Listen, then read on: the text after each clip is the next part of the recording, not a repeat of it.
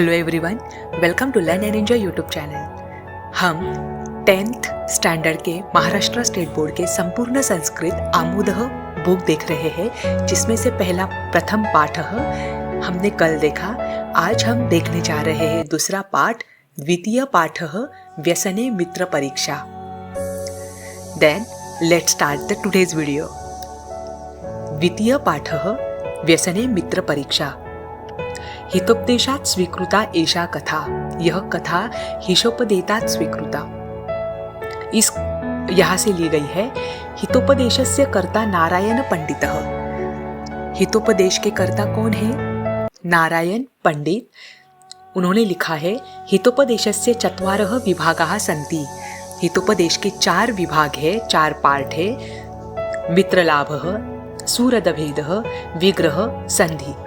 ये 4 है, मित्रलाभ, सुहृदभेद, विग्रह और संधि।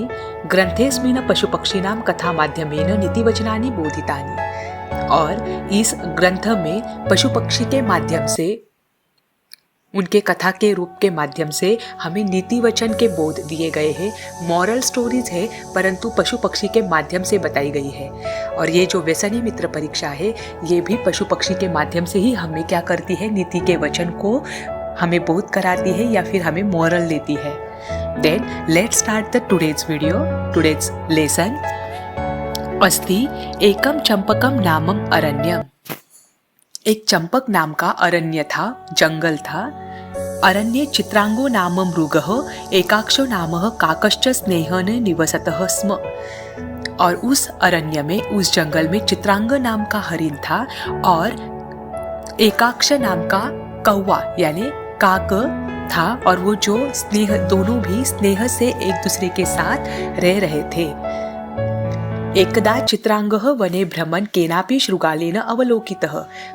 एक बार चित्रांग जो है, जो हरिण है, वह किसी शृगाल को देखता है जो वन में भ्रमण करता हुआ उसे दिखाई देता है। क्षुद्र बुद्धि ही नाम स शृगालः। और उस शृगाल का नाम था क्षुद्र बुद्धि। स्वार्थ हेतुना मृगेन सह मित्रताम ऐच्छत्।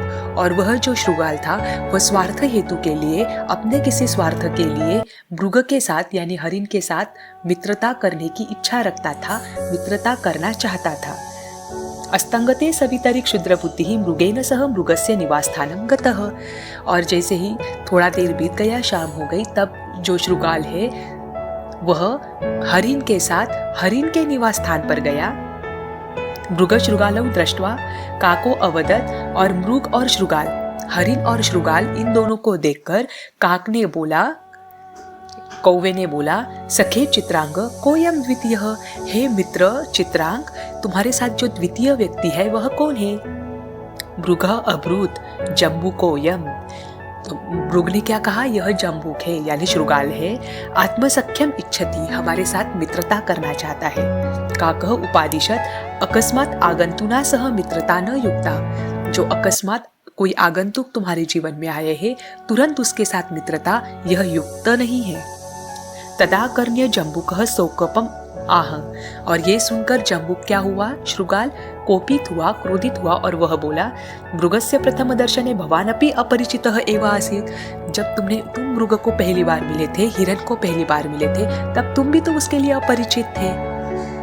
यथायम मृगम मम बंधु तथा भवान अपि। इसलिए वो जैसे तुम्हारा बंधु है, आज वो जैसे तुम्हारा सखा बना है, वैसा ही मेरा भी है।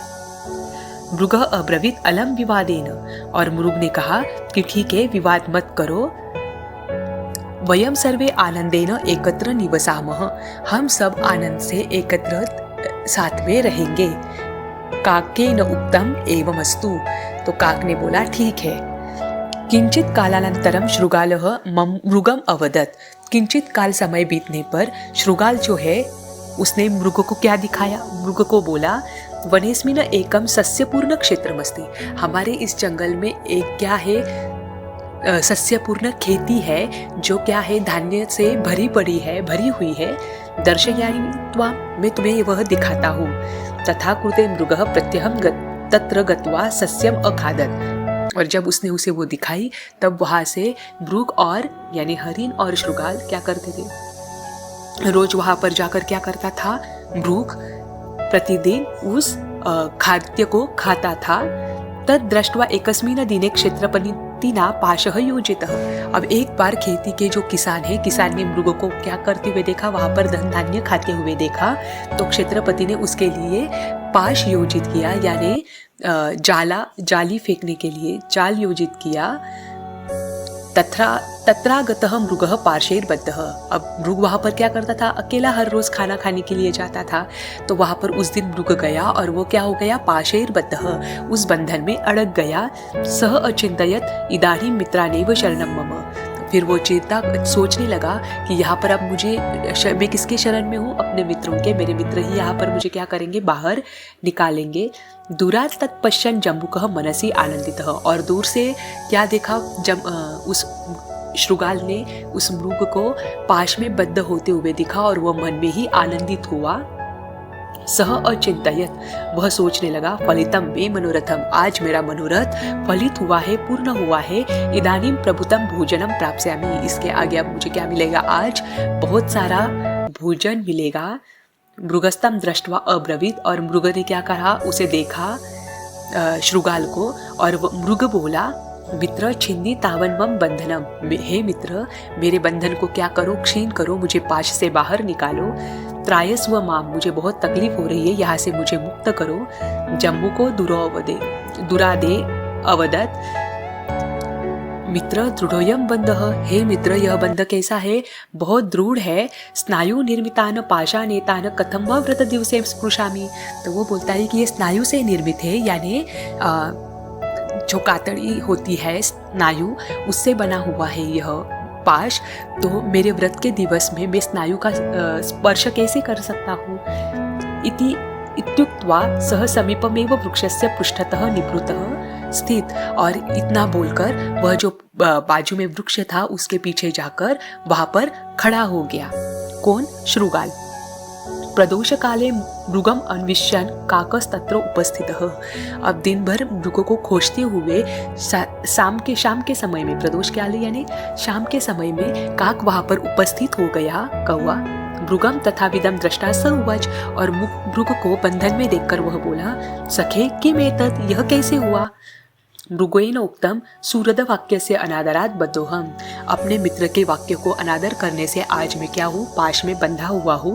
उक्तम च सूरदाम हितकामानाम यह शृणोति न भाषितम, जो सुहृद है और जो हिताकांक्षी है, मेरा हितचिंतक है, हम उनके भाष्य को अगर नहीं सुनते हैं तो विपद सन्निहिता, हम क्या करते हैं, संकट को आमंत्रित करते हैं। स नरः शत्रुनंदनः, और जो अपने मित्र को नहीं सुनते हैं, अपने हितचिंतक का नहीं सुनते हैं, वह शत्रु के लिए आनंद उत्पन्न करते हैं, यानी खुद के लिए संकट लाते हैं। काकः अब्रूत सह वंचकः कास्ते क्वास्ते, तो काक ने बोला कि वह वंचक कहाँ पर है, वह लबाड़ जो है वह कहाँ पर है। मृगेन उक्तम मन मांसार्थी तिष्ठति अत्र एव, जो मेरे मांस का इच्छुक है वह देखो वहां पर ही है। काकः उक्तवान उपायस्तावत् चिन्तनीयः, फिर काक बोलता है, कौवा बोलता है कि कोई उपाय सोचने दो। अथ प्रभाते क्षेत्रपति लघुहस्तः आगच्छन् काकेन अवलोकितः, और सुबह सुबह क्या हुआ, क्षेत्रपति जो है किसान, वह अपने हाथ में लकड़ी लेकर, काठी लेकर आ रहा था, और ये दूर से किसने देखा, कौवे ने। तमालोक्य काकेन उक्तम, और उसे देखते आते हुए देखकर काक ने बोला, सखे मृग तव आत्मानं मृतवत् संदर्शयः, तुम अपने आत्मा को क्या करो, ऐसे दिखाओ कि तुम मृतवत हो चुके हो, मर चुके हो। वातेनोदरम पुरयित्वा पादान स्तब्धीकृत्य तिष्ठ, अपने वात को उदर में समाहित कर लो, श्वास को बंद करके उस वात को क्या करना है, समाहित करना है, और अपने पैरों को भी क्या करना है, स्तब्धीकृत करना है, यानी स्तब्ध करना है, हिलाना नहीं है।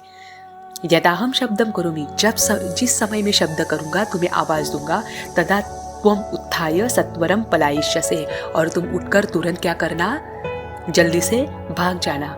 मृगस्तथैव क्या हुआ, फिर क्या कहा उसने, स्थितः, मृग ने क्या किया, वैसा ही किया, अपने वात को उदर में समाहित कर लिया, अपने श्वास को बंद कर लिया, और पैरों को स्तब्धीकृत होकर मृतवत भासित कराकर वह सो गया। क्षेत्रपतिना मृग आलोकितः उक्तश्च, क्षेत्रपति ने जैसे उस किसान ने मृग को देखा तो वो बोला, आ स्वयं मृतोसी, स्वयं ही मर गए हो, अच्छा हुआ। सह मृगम बंधनात् व्यमुञ्चत्, उसने क्या किया, फिर हरिण को बंधन से मुक्त कर दिया। ततः काक शब्दम श्रुत्वा मृगः सत्वरम पलायितः, और वैसे ही काक के शब्द सुनकर वो मृग क्या हुआ, तुरंत जल्दी से भाग गया।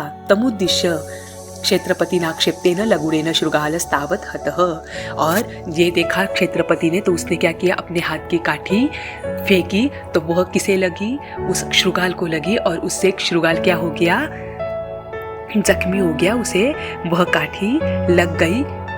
और यहीं पर यह क्या होती है, लेसन कंप्लीट होता है। आज का वीडियो आपको कैसे लगा कमेंट बॉक्स में ज़रूर बताइएगा, और अगर आपने अभी तक चैनल सब्सक्राइब नहीं किया है तो ज़रूर करिएगा ताकि आपको आगे के नोटिफिकेशंस मिलते रहे। Thank you very much.